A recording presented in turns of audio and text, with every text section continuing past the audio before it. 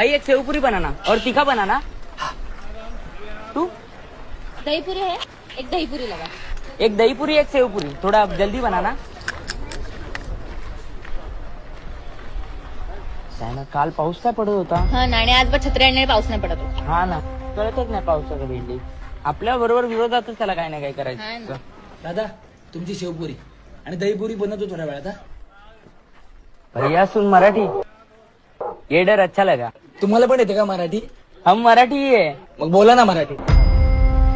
मी पण मराठीच आहे दादा. अहो नाही ते आम्हाला वाटलं की मराठी माणूस धंदा करू शकत नाही. तसं नाहीये म्हणजे. ठीक आहे रे दादा, दिवसभर धंदा करतो इथे. अर्ध्याहून जास्त लोक मला भैया समजतात, सगळे हिंदी बोलतात. कान तरसतात मराठी ऐकायला. आपल्या कुठल्या भाषेची वैर नाही आहे. प्रत्येकाला आपली भाषा बोलण्याचा अधिकार आहे. वाईट ह्याचं नाही वाटत की ते हिंदी बोलतात. वाईट ह्याचं वाटतं की ते हिंदी बोलणारे स्वतः मराठी असतात. कसं असतं ना दादा, आपल्याला आपली भाषा जपायची म्हणून आपण इथं अधिकार दाखवतो, मारहाण करतो.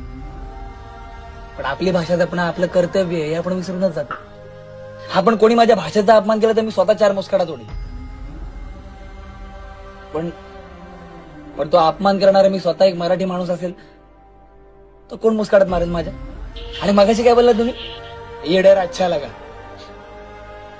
अरे दादा, आपण जेवढं आपल्या भाषेवर प्रेम करतो ना तेवढं सगळ्यांनी करायला हवं. आपली भाषा भीतीची नाही, प्रेमाची भाषा आहे. आधी आपण ती जपूया, मग इतरांना सांगू.